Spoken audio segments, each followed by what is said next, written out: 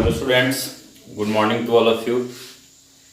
जैसा कि आप लोग के डिमांड पे नेक्स्ट टॉपिक है पाराबोला। 11th का टॉपिक है। इसमें उस बच्चे के लिए स्टार्ट कर रहे हैं जो कि ऑफलाइन यानी क्लास में जिसको पढ़ा चुके हैं basic coordinate geometry, straight line, pair of straight line और सर्कल तक हम पढ़ा चुके थे। और पाराबोला में भी लगता है कि स्टार्ट किए थे कि नहीं किए थे, तो वो बच्चे कृपया करके सबसे पहले जितना पढ़ाए हैं पूरा बेसिक कोऑर्डिनेट ज्योमेट्री से लेकर सर्कल तक टोटल पहले एक बार एक राउंड रिवाइज कर लीजिए, उसके बाद ये ज़्यादा समझ में आएगा। लेकिन जो बच्चे कहीं भी पढ़े हैं उससे कोई दिक्कत नहीं है, अगर आप कोऑर्डिनेट ज्योमेट्री पढ़े हुए हैं तो आपको ये टॉपिक समझ में आएगा। यानी कि आप अगर 12th अगर पास हैं तो आपको ये समझ में आएगा। ऐसे तो है 11th का टॉपिक, तो अगर आप कोऑर्डिनेट पढ़ लिए हैं तो भी समझ में आएगा। तो चलिए इसको हम लोग स्टार्ट करते हैं। पाराबोला शॉर्ट में ऐसे हम लोग लिखेंगे पीबी। पाराबोला स्टार्ट करने से पहले कुछ इंट्रोडक्शन टू कोनिक का पहले इंट्रोडक्शन देते हैं, क्योंकि parabola is a part of conic का तो खैर सारा पार्ट होता है। अगर कोनिक सेक्शन करते हैं तो कोनिक सेक्शन में आपका सर्कल भी आएगा, पेयर ऑफ स्ट्रेट लाइन भी आएगा, इलिप्स आएगा, पाराबोला आएगा, हाइपरबोला आएगा। ये सब कोनिक सेक्शन के अंदर आता है। तो सबसे पहले हम लोग इंट्रोडक्शन टू कोनिक, पहले कोनिक का इंट्रोडक्शन देख लेते हैं, कोनिक क्या होता है। तो चलिए आइए। तो conic is a locus of a point for which the ratio of its distance from a fixed point and from a fixed line is constant. Simple करा है कि कोनिक जो होता है एक पॉइंट के द्वारा बनाया गया लोकस, एक पॉइंट के द्वारा बनाया गया रास्ता। यानी एक पॉइंट के द्वारा बनाया गया रास्ता कहने का मतलब कि इस तरह से बना रहा है कि उस पॉइंट का for which the ratio of its distance from a fixed point, उस पॉइंट का एक कोई फिक्स्ड, मतलब कि आप ऐसे समझें कि एक पॉइंट के द्वारा बनाया गया रास्ता, वो पॉइंट इस तरह से मूव कर रहा है प्लेन पे कि एक फिक्स्ड पॉइंट से दूरी और एक फिक्स्ड स्ट्रेट लाइन से दूरी, वो दोनों का जो रेशियो है वो हमेशा कांस्टेंट है। और अगर ऐसा आता है तो वो जो रास्ता बनेगा, वो कर्व बनेगा, वो लोकस बनेगा, वो आपका कोनिक कहलाएगा। सिंपल करा कि कोनिक इज ए लोकस, आप डिफिनेशन आसानी से देख सकते हैं। Conic is a locus of a point for which the ratio of its distance from a fixed point, इस पॉइंट का दूरी एक फिक्स्ड पॉइंट से and from a fixed line is always constant, हमेशा कांस्टेंट होगा। यहाँ पे लिखा हुआ है कि द फिक्स्ड पॉइंट का जो चर्चा यहाँ पे हुआ वो फोकस कहलाएगा। फोकस को एफ या फिर इसको एस से भी डिनोट करते हैं, कैपिटल एस से। The fixed line is called directrix, जो यहाँ पे फिक्स्ड लाइन का चर्चा हुआ है कि वो आपका डायरेक्ट्रिक्स कहलाएगा। And the constant ratio is called eccentricity, directrix को एल से भी डिनोट करेंगे, लाइन होता है स्ट्रेट लाइन। और the constant ratio is called eccentricity, इसको स्मॉल ई से डिनोट करेंगे। ध्यान दीजिए कोनिक का डिफिनेशन क्या है। तो कोनिक कह रहा है कि conic is a locus of a point for which the ratio of its distance from a fixed point and from a fixed line is always constant. मतलब कि आप ऐसे समझ सकते हैं कि अगर कोनिक पर कोई एक पॉइंट लेते हैं तो उस पॉइंट का दूरी फोकस से और उस पॉइंट का दूरी डायरेक्ट्रिक्स से, अगर वो दोनों का रेशियो निकालते हैं तो कांस्टेंट आएगा। और अगर कांस्टेंट आता है तो वही आपका कोनिक कहलाएगा। सिंपल। जैसे मैं यहाँ पे हम समझाने की कोशिश किए हैं कि मान लीजिए कि जो फिक्स्ड लाइन का चर्चा हुआ वो फिक्स्ड लाइन ये है और फिक्स्ड पॉइंट जो आपका है वो ये है, ठीक। अब वो सारा पॉइंट ढूंढिए जिसका d1 बटा d2 कांस्टेंट हो, मतलब कि d1 इस पॉइंट का दूरी जो p पॉइंट है वेरिएबल पॉइंट, इस पॉइंट का दूरी फोकस से, इस पॉइंट का दूरी लाइन से, दोनों का रेशियो जो होना चाहिए वो कांस्टेंट होना चाहिए। तो वैसा सारा पॉइंट आप ढूंढिएगा। जैसे मान लेते हैं कि d1/d2 जो यहाँ पे आया कुछ ऐसा, मान लीजिए कि 1.1 है, तो वैसा सारा पॉइंट ढूंढिए जिसका कि इस पॉइंट का दूरी फोकस से और इस पॉइंट का दूरी लाइन से और इन दोनों का रेशियो निकाले तो 1.1 है। तो वैसा ऐसा अगर आप सब ढूंढते हैं तो आप इस तरह से कीजिएगा, तो आपका इस तरह का कोई कर्व बन के तैयार होगा, उसको हम लोग कोनिक बोलेंगे। अब पाराबोला, इलिप्स, हाइपरबोला का स्पेशल केस आएगा, कुछ एक्स्ट्रा इंफॉर्मेशन के साथ आएगा, लेकिन कोनिक का डिफिनीशन यही है कि एक पॉइंट का दूरी किसी एक फिक्स्ड पॉइंट से और उसी पॉइंट का दूरी एक फिक्स स्ट्रेट लाइन से, वो दोनों दूरी का रेशियो अगर निकालते हैं तो कांस्टेंट आएगा, and that constant is called eccentricity. Clear है?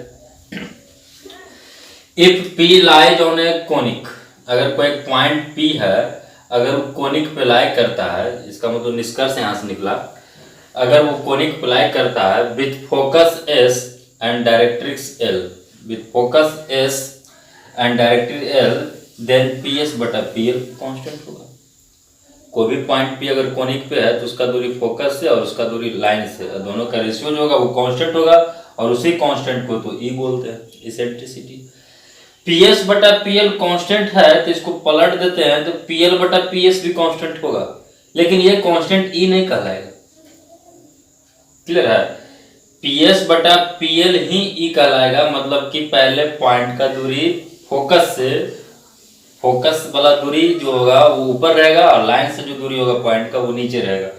पीएल बटा पीएस भी कांस्टेंट होगा, कांस्टेंट में कोई शक नहीं, लेकिन वो इसेंट्रिसिटी नहीं होगा, फिर तो वो तो 1/e हो जाएगा, ऐसे कर सकते हैं 1/e। तो ये सिंपल कोनिक का डिफिनीशन हुआ। अब इसमें हम लोग कुछ केस बनाकर देखते हैं।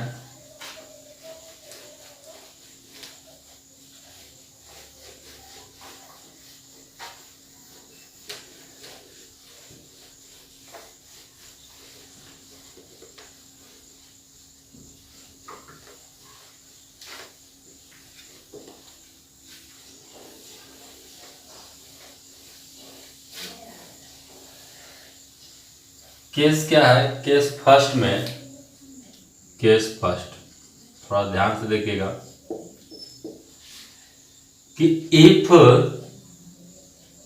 फोकस लाइज ऑन डायरेक्ट्रिक्स, अगर फोकस डायरेक्ट्रिक्स पे लाई कर जाए तब क्या होगा?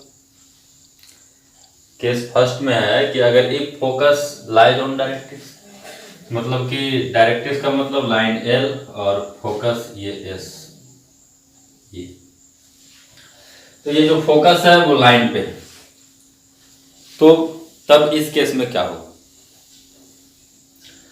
तो ध्यान से देखिए, हमको वो कोनिक प्राप्त करने के लिए हमको वो पॉइंट ढूंढना है, वैसा पॉइंट जिस पॉइंट का दूरी फोकस से और उस पॉइंट का दूरी लाइन से और दोनों दूरी का अगर रेशियो निकाले तो कांस्टेंट आना चाहिए। तो मान लेते हैं कि कोई ऐसा पॉइंट P ढूंढे, तो इसका दूरी फोकस से मान लेते हैं D1, और इसका दूरी इस लाइन से यानी कि डायरेक्ट्रिक्स से ये दूरी मान लेते हैं D2, और ये जो D1/D2 आना चाहिए वो कांस्टेंट होना चाहिए, D1/D2। क्लियर? अब दूरी निकाल रहे हैं तो परपेंडिकुलर तो होगा। अब वो सारा पॉइंट आपको ढूंढना है जिसमें D1/D2 कांस्टेंट होना चाहिए। अब दूसरा पॉइंट क्या ढूंढे? दूसरा पॉइंट तो D1/D2 इस राइट एंगल ट्रायंगल में अगर सोचिए, अगर इसको हम मान लेते हैं कि अगर ये थीटा है, अगर थीटा एंगल पे इंक्लाइंड है, तो इस राइट एंगल ट्रायंगल में आप गौर से देखें तो D1/D2 क्या है? D1/D2 एक तरह से आपको cosec theta, cosec theta hypotenuse बटा परपेंडिकुलर, और इस चीज को आप ये भी कह सकते हैं जो कांस्टेंट होता है D1/D2 वो तो इसेंट्रिसिटी भी है, तो इसका मतलब ये कॉसेक थीटा। अब बताइए कि इसका मतलब ये कहना चाह रहा है कि D1/D2 कॉसेक थीटा, और कॉसेक थीटा जो है कांस्टेंट है, तो अगर कांस्टेंट होगा इसका मतलब थीटा भी कांस्टेंट होगा। अरे भाई cosec थीटा कांस्टेंट, इसका मतलब थीटा भी कांस्टेंट। तो अब बताइए कि अगर ये पॉइंट जो आपने यहाँ पे पी लिया था, अगर ये पॉइंट पी अगर यहाँ ले लेते हैं और फिर इसको ऐसे मिलाइएगा तब तो फिर थीटा गड़बड़ा जाएगा, थीटा एक्स्ट्रा हो जाएगा, थीटा ज्यादा हो जाएगा, थीटा वेरी करेगा, जबकि थीटा यहाँ से कांस्टेंट होना चाहिए क्योंकि cosec थीटा कांस्टेंट है। तो cosec थीटा कांस्टेंट है तो थीटा भी कांस्टेंट होगा। तो थीटा को बचाए रखने के लिए तब तो फिर अब दूसरा पॉइंट आप लीजिएगा कौन, तो फिर आपको दूसरा पॉइंट जो आपको लेना पड़ जाएगा वो इसी लाइन पे ले लीजिए, ये ले लीजिए। इसको ले लेते हैं तो कोई दिक्कत नहीं, फिर यहाँ से ऐसे कीजिएगा, यहाँ से कीजिएगा, तो एंगल तो अभी भी d1/d2 cosec थीटा ही रहेगा। क्लियर। और भी अगर आगे आप पॉइंट लेते हैं कहीं तो फिर भी आप अगर इसको ऐसे मिला देते हैं और d1/d2 कीजिएगा, ये d1 और ये d2, तो फिर भी cosec थीटा, ये वैरी नहीं कर रहा है, यानी cosec थीटा कांस्टेंट आ रहा। तो मतलब कि आपको सारा पॉइंट मजबूरन इसी लाइन पे लेना पड़ जाएगा। आप इधर भी ले सकते हैं क्योंकि इधर से आप थीटा लगा दीजिएगा, थीटा इधर से लगा दीजिएगा, तो इस पे अगर कोई पॉइंट लेते हैं इस पे परपेंडिकुलर, तो यानी कि ये d1 लेते हैं, ये d2 लेते हैं, तो cosec थीटा d1/d2। तो यही थीटा यानी कि मान लीजिए अगर 30 डिग्री है तो ये अगर इधर से इंक्लाइंड है लाइन L से यानी कि डायरेक्ट्रिक्स से, तो एक लाइन इधर से भी आपका इस तरह से इंक्लाइंड करके चल जाएगा, ये भी थीटा बनाएगा। इस पे भी कोई भी पॉइंट लीजिएगा तो d1/d2 जो आएगा वो cosec थीटा आएगा। तो यहां से क्या बात आ रहा है, तो यहां से बात आया है कि if focus lies on directrix then the locus of P will be a pair of a straight line,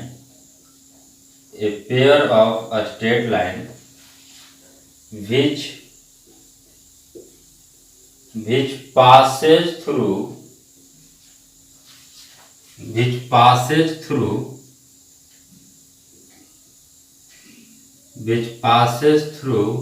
focus and inclined at an angle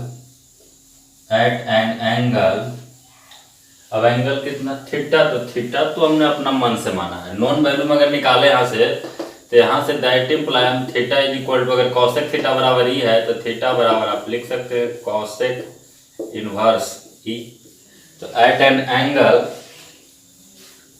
angle cosec inverse E with directrix.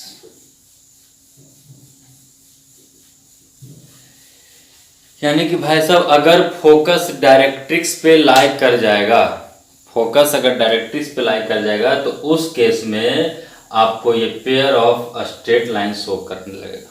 तो वो कोनिक, जिसमें आप definition पढ़े हैं कि conic is a locus of a point for which the ratio of its distance from a fixed point and from a fixed line is always constant.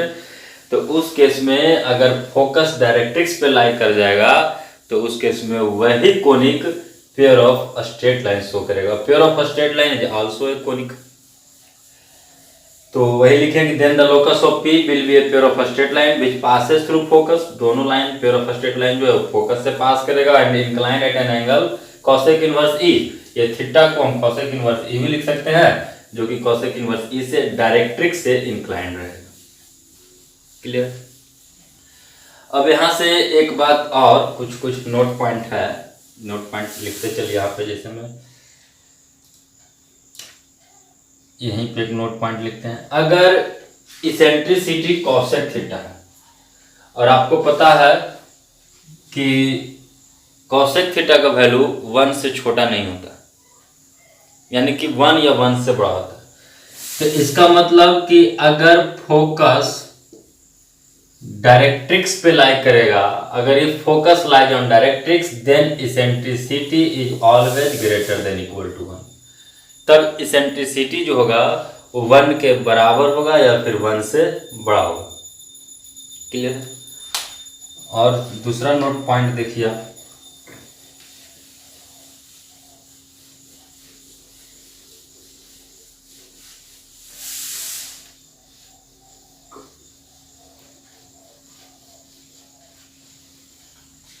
दूसरा आपका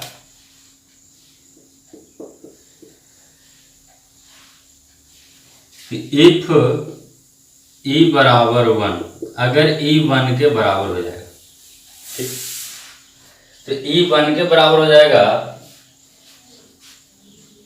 then the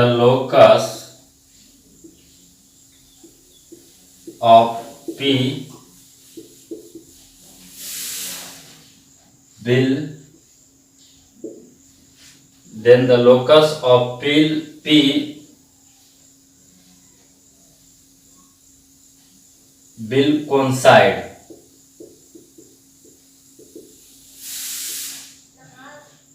यानी कहने का मतलब कि जैसे में अभी जो आप देखें कि अगर डायरेक्ट्रिक्स है ये L और ये फोकस है S, तो अभी आप देखें कि एंगल जो बना रहा था थीटा, तो E बराबर 1 कब होगा? E बराबर 1 कहने का मतलब कि कॉसेक थीटा 1 हो गया, और कॉसेक थीटा 1 हो गया, इसका मतलब कि that is theta is equal to 90 degree हो गया। तो ये थीटा 90 डिग्री होगा तो क्या होगा कि इधर से आपका ये एंगल परपेंडिकुलर हो जाएगा, और इधर से भी अगर ये थीटा एंगल पे इंक्लाइंड है, ये थीटा और ये थीटा, तो ये भी अगर आप बढ़ा के 90 डिग्री कर दीजिएगा तो ये इसी पे कोइंसाइड कर जाएगा। पेयर ऑफ स्ट्रेट लाइन तो रहेगा लेकिन दोनों लाइन एक दूसरे से कोइंसाइड कर जाएगा। Then the locus of P will be coincide and perpendicular to directrix और डायरेक्ट्रिक्स से परपेंडिकुलर हो जाएगा। क्लियर। तो अगर E बराबर 1 है then the locus of P will coincide and perpendicular to directrix. इस बात को एकदम ध्यान में रखिएगा। तो ये केस फर्स्ट हो गया। अब बात यह है कि अगर फोकस डायरेक्ट्रिक्स पे लाई नहीं करता है तब, चलिए, तो if focus does not lie on directrix, case second. पहला केस में हम लोग पढ़े थे कि अगर फोकस डायरेक्ट्रिक्स पे लाई कर जाएगा तो उस केस में तो E ऑलवेज ग्रेटर देन या इक्वल टू 1। अगर ग्रेटर देन 1 रहा तब तो फिर pair of straight line show करेगा which is inclined at an angle theta with directrix. Directrix से थीटा एंगल पे इंक्लाइन करेगा, दोनों पेयर ऑफ स्ट्रेट लाइन में दोनों लाइन रहेगा L1 एंड L2। लेकिन अगर if focus does not lie on directrix, अगर फोकस डायरेक्ट्रिक्स पे लाई नहीं करता है, मान लीजिए कि लाइन ये है डायरेक्ट्रिक्स L और फोकस कहीं यहाँ है S, जो कि लाइन पे नहीं लाई कर रहा, तब इस केस में आपका कि इफ E बराबर 1 होगा, दैट इम्प्लाई पाराबोला रिप्रेजेंट करेगा। दूसरा बात कि अगर इफ E का वैल्यू लेस देन 1 होगा और 0 से बड़ा होगा, नेगेटिव तो कभी होगा नहीं क्योंकि डिस्टेंस का रेशियो है, तो डिस्टेंस कभी नेगेटिव होता नहीं तो उसका रेशियो भी नेगेटिव नहीं होगा, तो 0 से बड़ा होगा। तो अगर इफ E का वैल्यू 0 और 1 के बीच में हो तो दैट इम्प्लाई वह कोनिक इलिप्स को रिप्रेजेंट करेगा। थर्ड बात कि अगर if E is greater than 1 हो, 1 से बड़ा, that imply it represent hyperbola. इस बात को ध्यान रखिए। तो इतना बोलना सफिशिएंट नहीं है कि अगर E बराबर, अगर कोई पूछ दे कि E बराबर 1 तो पाराबोला रिप्रेजेंट करेगा। ऐसा अगर कोई क्वेश्चन पूछता है कि if E is equal to 1 then it represent parabola, तो हम इतना में जवाब नहीं दे सकते हैं। पाराबोला तब रिप्रेजेंट करेगा जब E बराबर 1 हो और फोकस डायरेक्ट्रिक्स पे ना हो। अगर ई बराबर 1 है और फोकस डायरेक्ट्रिक्स पे है तो उस केस में तो आप तो देखे थे कि पेयर ऑफ स्ट्रेट लाइन दोनों कोइंसाइड कर जाता था परपेंडिकुलर टू डायरेक्ट्रिक्स। यानी कि इफ ई बराबर 1 and focus lies on directrix then it will represent a pair of a straight line which is coincident and perpendicular to directrix। Clear है। लेकिन अगर फोकस डायरेक्ट्रिक्स पे लाइन नहीं करता है तो उस केस में ई बराबर 1 है तो पैराबोला रिप्रेजेंट करेगा, और 0 से 1 के बीच में है तो एलिप्स रिप्रेजेंट करेगा, और ई ग्रेटर देन 1 हो तब हाइपरबोला रिप्रेजेंट करेगा। क्लियर। तो चलिए कुछ आगे कंसेप्ट बढ़ाते हैं। अच्छा, कोई भी कोनिक हो, अभी तो पर्सनली हम किसी के बारे में नहीं पढ़ रहे हैं, ना पैराबोला ना एलिप्स ना हाइपरबोला, सिर्फ अभी कोनिक के बारे में पढ़ रहे हैं। अगर कोई भी कोनिक हो और उस पर अगर कोई एक पॉइंट पी लेते हैं तो पी एस बटा पी एल तो कांस्टेंट होगा, यानी कि पी एस बटा में पी एल ये तो आपका ई होगा, इसेंट्रिसिटी होगा। एक पॉइंट P किसी कोनिक पे ले लिए, कोई भी कोनिक पे, तो उस कोनिक का दूरी फोकस से और उस कोनिक का दूरी लाइन से, और दोनों का रेशियो अगर निकालेंगे तो इसेंट्रिसिटी के बराबर आएगा। अब यहाँ पे हम कुछ देर के लिए मान लेते हैं कि लेट हमारा जो फोकस है वो अल्फा बीटा है, एंड लाइन L जो है वह y is equal to M X plus gamma है, ऐसा कुछ। एंड लाइन L जो है वो y बराबर एम एक्स प्लस गामा। अब यहाँ से हम लोग क्या करते हैं कि इसका इक्वेशन डिराइव करते हैं, और पॉइंट P तो वेरिएबल है तो इक्वेशन ज्ञात करने के लिए पॉइंट P को हम x, y मान सकते हैं। तो यहाँ से इसलिए हम लिख सकते हैं कि PS बराबर E P L, that imply अगर दोनों तरफ स्क्वायर कर देंगे तो आपका आ जाएगा पी एस का whole square is equal to E square P L का होल स्क्वायर। ऐसा P एक पॉइंट है x, y, P point x, y, तो दो पॉइंट के बीच का दूरी कैसे निकालेंगे? डिस्टेंस फार्मूला से। तो डिस्टेंस फार्मूला यहाँ पे लगा दीजिए पी एस के लिए, तो एस आपका अल्फा बीटा और पी आपका है x, y, तो आप लगाएंगे x माइनस अल्फा का whole square plus y minus beta का होल स्क्वायर, और रूट होता है लेकिन स्क्वायर है तो रूट खत्म, बराबर ई स्क्वायर। अब एक पॉइंट का दूरी लाइन से, पॉइंट का दूरी लाइन से पी एल, तो किसी भी पॉइंट का दूरी अगर लाइन से निकालते हैं और अगर लाइन आपका a x plus b y plus c equal to 0 सब हम स्ट्रेट लाइन में बता चुके थे। तो a x plus b y plus c बराबर 0, और इसका अगर कोई पॉइंट पी x1, y1 से अगर आप दूरी निकालते हैं तो ये दूरी जो निकलता है वो सीधा सीधी इस पॉइंट को इसमें डाल देते हैं, यानी a x1 plus b y1 plus c का मॉड बटा में under root a square plus b square, इस तरह से निकालते हैं। तो यहाँ पे भी लाइन तो आपका ये है, अगर इसको हम इधर भेज देते हैं लाइन का तो M X minus Y plus gamma हो जाएगा, और पी पॉइंट से दूरी निकाल देते हैं तो पी पॉइंट आपका एक्स, वाई है, तो डायरेक्ट हम कर रहे हैं तो ई स्क्वायर हो जाएगा। ये तो कुछ कांस्टेंट वैल्यू होगा, 10, 20, 5, 2, 3, 1/3 कुछ भी हो सकता है। तो ई स्क्वायर पी एल स्क्वायर, तो पी पॉइंट का दूरी एल लाइन से, तो इसको अगर इधर भेज देते हैं और पॉइंट हमारा एक्स, वाई है, तो अगर पुट भी कर देंगे तो यानी x1 y1 यहाँ पे x, वाई है, यानी सीधा यही रह जाएगा एम एक्स, इन्हें चल जाएगा तो माइनस वाई प्लस गामा का मॉड,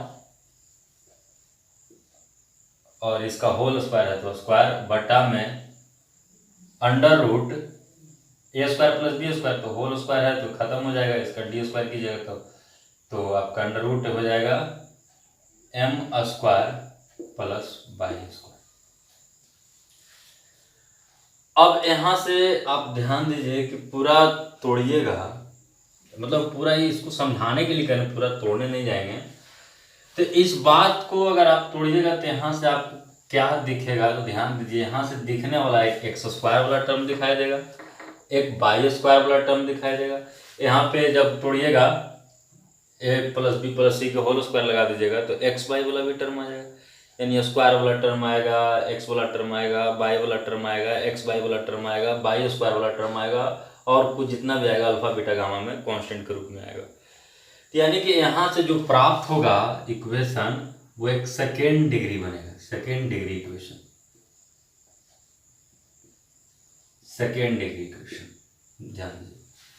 और सेकेंड डिग्री इक्वेशन जो होता है वो इस तरह से a x square plus b y square plus 2h(x) plus 2g(x) plus 2f(y) plus c is equal to 0। ये आपका equation of second degree, x square plus b y square plus 2h(x) plus 2g(x) plus 2f(y) plus c is equal to 0। मैं यहाँ से तोड़िएगा तो इस तरह का equation दिखेगा, जहाँ पर एच जी एफ जो बात आया है, या A B H G F, वो सब अल्फा बीटा गामा से रिलेटेड हो जाएगा। जब यहाँ से आप निकालिएगा तो अल्फा बीटा गामा से भी कुछ इक्वेशन आएगा, तो उसको हम, अल्फा बीटा गामा भी कांस्टेंट है और A B H G F से भी कांस्टेंट है, तो उसको मैनिपुलेट करके शॉर्ट में इस तरह से लिख दिया, यानी यहाँ से इसी फॉर्म को धारण करेगा। क्लियर? अब इस फॉर्म को धारण करेगा तो ये इक्वेशन ऑफ सेकेंड डिग्री कहलाता है। तो मेरा यहाँ से कहने का मतलब ये है कि अगर फोकस दे दिया, डायरेक्ट्रिक्स दे दिया और इसेंट्रिसिटी दे दिया, वहां से पूछेगा कि किस कर्व को रिप्रेजेंट करता है, तब तो हम ये चेक कर लेते हैं कि फोकस डायरेक्ट्रिक्स पे लाई कर रहा है या कि नहीं कर रहा है। अगर फोकस डायरेक्ट्रिक्स पे लाई कर रहा है तो उस केस में अगर E बराबर 1 है तो क्या होता है, E बराबर जब 1 होता है तो उस केस में pair of straight line coincident हो जाता है, NS भी 90 डिग्री NS भी 90 degree, coincident and perpendicular to directrix. अगर E ग्रेटर देन 1 है तब तो फिर उस केस में, यानी जब फोकस डायरेक्ट्रिक्स पे लाई कर रहा है तब तो फिर पेयर ऑफ स्ट्रेट लाइन बनाएगा, दोनों अलग अलग लाइन रहेगा, विच is inclined at an angle cosec inverse E। लेकिन अगर फोकस डायरेक्ट्रिक्स पे लाई नहीं करता है तो उस केस में फिर E बराबर 1 पैराबोला, E लेस देन 1 और ग्रेटर देन 0 इलिप्स, और E ग्रेटर देन 1 हाइपरबोला। लेकिन बात यह है कि अगर वो चीज, उसके लिए आपको 3 चीज का जरूरत पड़ रहा था। किसका किसका जरूरत पड़ रहा था? फोकस का, डायरेक्ट्रिक्स का और इसेंट्रिसिटी का। वहां से ये पता लगाने के लिए कि ये किस कोनिक को रिप्रेजेंट कर रहा है, तो उसके लिए 3 चीज चाहिए था, फोकस, डायरेक्ट्रिक्स और इसेंट्रिसिटी। लेकिन सिंपल ये भी तो एक सेकेंड डिग्री का इक्वेशन है, ये भी कोनिक का ही इक्वेशन है, कोनिक को ही रिप्रेजेंट करेगा, कोनिक के इक्वेशन से आया है। अरे भाई जो हम पूरा तोड़ के लाए हैं, किसके लाए? कोनिक के डिफिनीशन से लाए हैं। तो कोनिक के डिफिनीशन से लाए, कोनिक का डिफिनीशन यही कहता था कि d1/d2 बराबर E, यानी कोई भी कोनिक पे कोई भी एक पॉइंट P लीजिए, जनरल पॉइंट P कोई भी, x, y ले लिए थे और उसका दूरी फोकस से, उसका दूरी डायरेक्ट्रिक्स से, दोनों का रेशियो जो होगा वो E के बराबर होगा। तो ये पूरा सोल्व किया, यहाँ से ये सेकेंड डिग्री इक्वेशन आ गया। तो सिंपल ऐसा कोई इक्वेशन दे देगा और वहां से पूछेगा ये इक्वेशन किस कोनिक को रिप्रेजेंट कर रहा है। तो यहाँ से पूछने के लिए सबसे पहले आपको एक टर्म डिफाइन करना होगा, और एक टर्म वो आपका है डेल्टा। डेल्टा क्या होता है? ये पेयर ऑफ स्ट्रेट लाइन में आपको समझाया था, कैसे आया था, नहीं आया था, वो सारा बात। अभी फिलहाल आपको डेल्टा क्या होता है वो रट लेना। तो डेल्टा जो होता है वो आपका होता है ABC plus 2FGH minus AF square minus BG square minus CH square. ये डेल्टा एक टर्म है। ये डेल्टा टर्म कहाँ से डिफाइन किया गया है? इस इक्वेशन ऑफ सेकेंड डिग्री से। तो आपको एक टर्म ये डिफाइन कर लेना है, ABC plus 2FGH minus AF square minus BG square minus CH square, delta. याद करना भी आसान है। अरे भाई बचपन से पढ़ता है ABC, तो ABC बोल दिए, फिर बीच में 2 छोड़ देता है D और E, तो D और E छोड़ देता है तो 2 छोड़ देता है, चलते 2 लगा दिए, फिर आप E के बाद FGH कर दिए। अरे भाई सर ABC, ये कोई लॉजिक नहीं, बस याद करने के लिए ताकि दिमाग में सेट रहे। ABC प्लस 2 छोड़ दिया, DE छोड़ दिया, तो 2 छोड़ दिया तो 2 लगा दिया, 2 न्यूमेरिकल 2, और फिर ई के बाद एफ जी एच, अब फिर सिंपल यहाँ से minus A F square minus B G square minus C H square, A F square B G square C H square. ये अब यहाँ से केस बनेगा कि अगर इफ डेल्टा बराबर 0, मतलब इस वैल्यू को कैलकुलेट किए, सेकेंड डिग्री का इक्वेशन प्राप्त होगा तो, या फिर दिया हुआ रहेगा तो वहां से हम डेल्टा निकालें, और डेल्टा निकालने के बाद अगर 0 आ जाएगा तो दैट इम्प्लाई वह इक्वेशन मतलब ये इक्वेशन जो है equation first, that imply equation first will represent a pair of straight line. तब ये पेयर ऑफ स्ट्रेट लाइन को रिप्रेजेंट करेगा। Pair of straight line is also a part of conic. दूसरा बात कि if delta does not equal to 0, अगर डेल्टा 0 के बराबर नहीं है then it represent a parabola. इस पाराबोला को रिप्रेजेंट करेगा if parabola P B short में से, it represent a parabola if इसके साथ साथ एक इक्वेशन और फॉलो करना है, एक रिलेशन और फॉलो करना है, वो एच स्क्वायर बराबर ए बी होना चाहिए।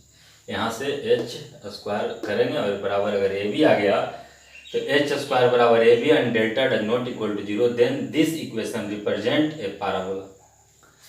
यही इक्वेशन एक इलिप्स रिप्रेजेंट करेगा if H square less than A B. अगर एच स्क्वायर का मान ए बी से छोटा हो जाए तो उस केस में यही इक्वेशन आपको इलिप्स रिप्रेजेंट करेगा, एंड यही इक्वेशन हाइपरबोला रिप्रेजेंट करेगा, hyperbola if H square greater than A.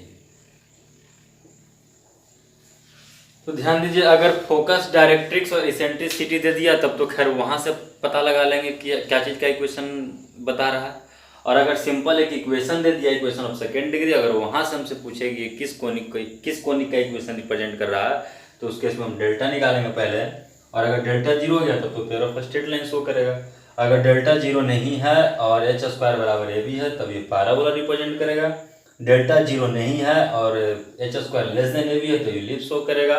Delta 0 नहीं है और H square greater than A B है तब ये हाइपरबोला रिप्रेजेंट करेगा।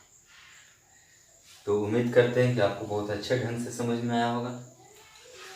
तो चलिए, ये आपको बेसिक इंट्रोडक्शन था आपका कोनिक का। अब हम लोग जो हमारा जो टॉपिक है मेन पाराबोला, उस पे आते हैं।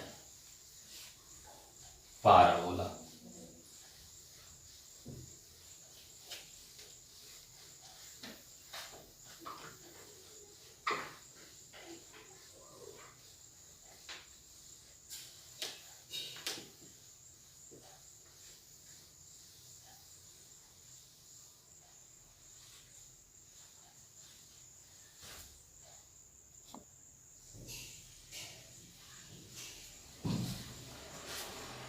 अच्छा, तो पाराबोला आने से पहले जितना भी बात पढ़े थे इसको क्लेरिफाई करने के लिए एक छोटा सा क्वेश्चन ले लेते हैं। ठीक, क्वेश्चन आपका है कि find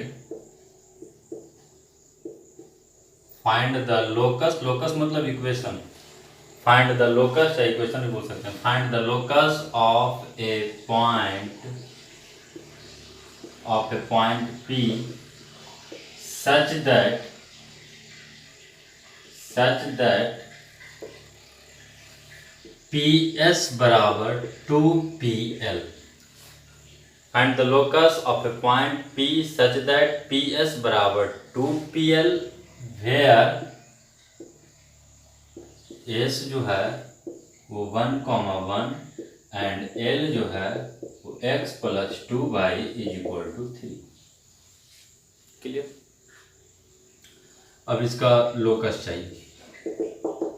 find the locus of a point P such that PS बराबर 2PL वेयर S इतना। तो यहाँ से PS बराबर जो 2PL है, यहाँ से PS बटा में अगर हम PL करेंगे तब तो ये 2 आ जाएगा। Clear.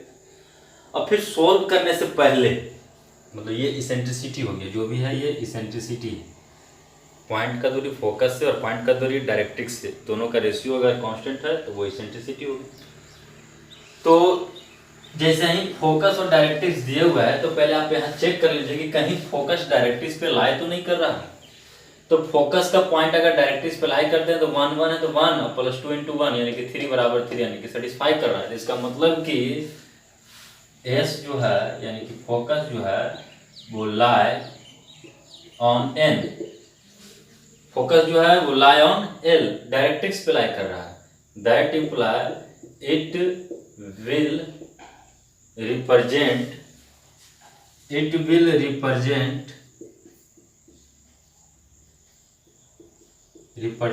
A pair of straight line. तब यह जो इस पॉइंट का जो लोकस होगा वो एक पेयर ऑफ स्ट्रेट लाइन पे लाई करेगा। क्लियर। अब अगर पेयर ऑफ स्ट्रेट लाइन पे लाई करेगा तो PS बराबर PL बराबर 2 है, तो दैट इज, इसका कहने का मतलब कि इसेंट्रिसिटी तो उस केस में कॉसेक थीटा होता है, यानी कि कॉसेक थीटा बराबर 2 हो गया। कॉसेक थीटा बराबर 2 दैट इम्प्लाई 2 कब होता है साइन थीटा 1/2, तो कॉसेक थीटा साइन थीटा 1/2 किस पे होता है 30 डिग्री पे, यानी कि थीटा इज इक्वल टू π/6। यानी कि जो पेयर ऑफ स्ट्रेट लाइन जो होगा, जो हमारा यहाँ पे पेयर ऑफ स्ट्रेट लाइन बनेगा वो लाइन एल यानी डायरेक्ट्रिक्स से 30 डिग्री के एंगल पे बनाएगा। तो इधर से भी 30 डिग्री एंगल, यानी इसी का इक्वेशन है। ये फोकस से पास करेगा और ये फोकस का कोऑर्डिनेट 1,1 है और इसका पेयर ऑफ स्ट्रेट लाइन का इक्वेशन चाहिए।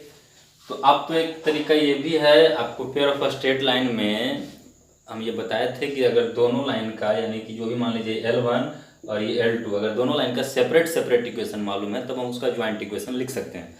तो सेपरेट इक्वेशन निकालने के लिए जब यहाँ पे थीटा इज इक्वल टू π/6 है और इस लाइन L का इक्वेशन भी डायरेक्ट्रिक्स है, ये तो डायरेक्ट्रिक्स का इक्वेशन दे रखा है कि x + 2y = 3, तो यहाँ से अगर आप इस डायरेक्ट्रिक्स का स्लोप निकालेगा तो -1/2 आ जाएगा।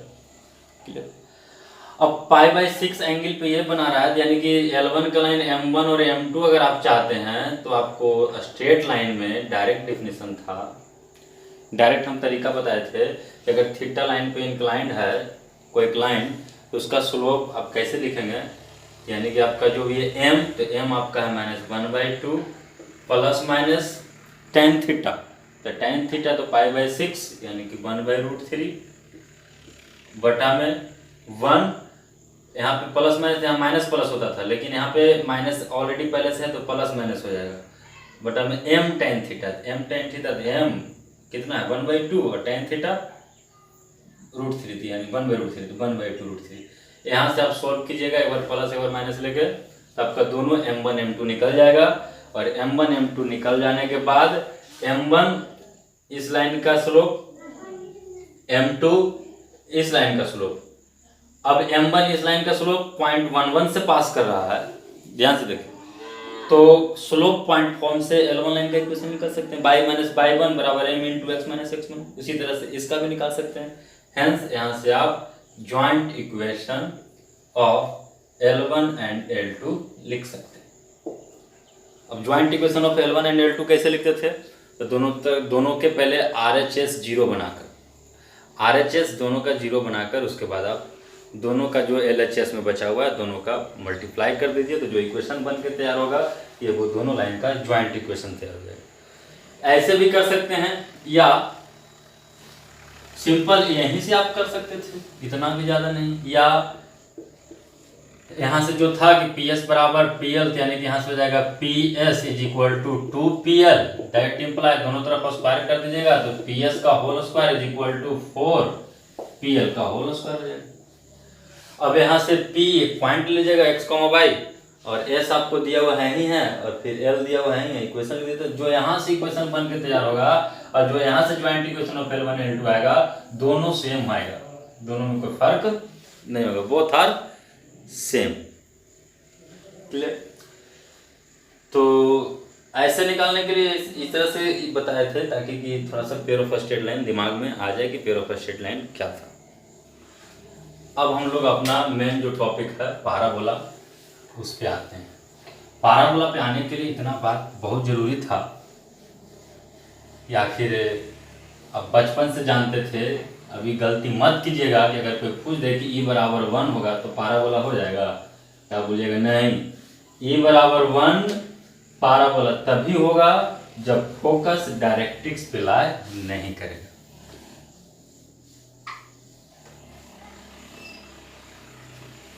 यानी कि पाराबोला का अगर हम सिंपल सा एक डिफिनेशन लिखें तो आप ऐसे कर सकते हैं कि for parabola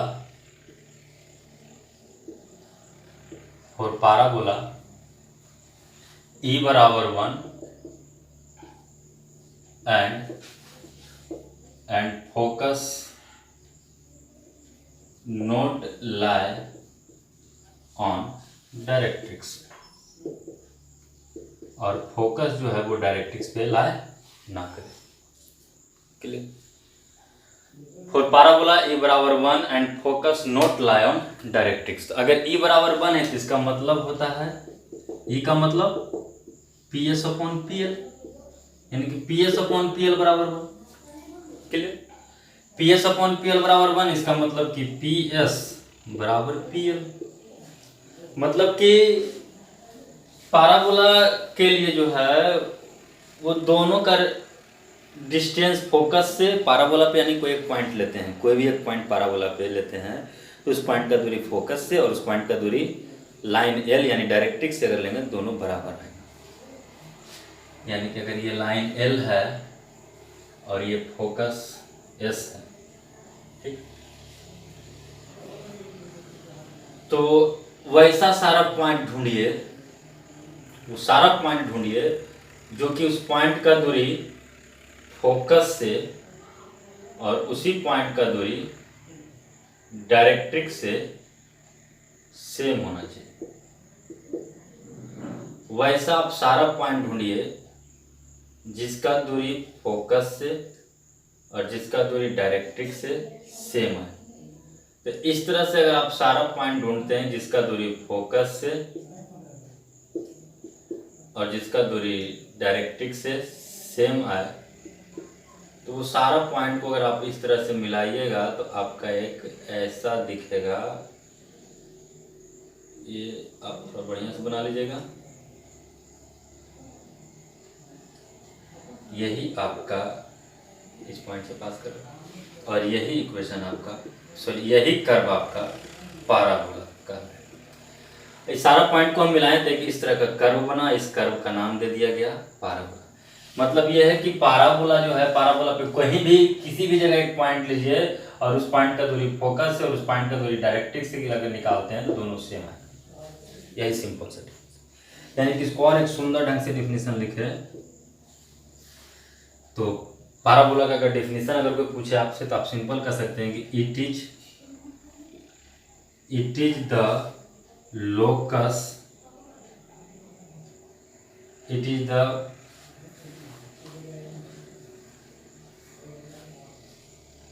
is the locus of a point, it is the locus of a point which is at equidistant, which is at equidistant from a fixed point,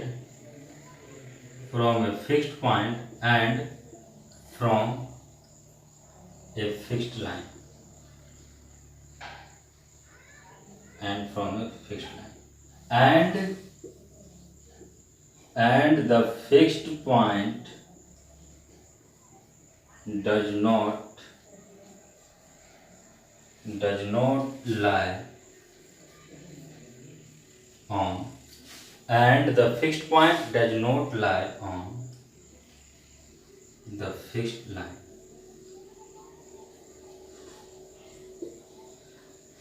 हम कह सकते हैं कि पाराबोला जो है it is the path traced by a point, चाहे it is the locus of a point, which is at equidistance from a fixed point and from fixed line, यानी कि एक फिक्स्ड पॉइंट से और एक fixed line से equidistance पे यानी बराबर बराबर दूरी पे हो, और ये जो फिक्स्ड पॉइंट है वो फिक्स्ड लाइन पे लाए ना करे, that is called parabola. Parabola is equal to 1 and focus not lie on directrix. तो नेक्स्ट वीडियो में आपका रहेगा standard equation of parabola and some terminology. तब तक के लिए जय हिंद, जय भारत।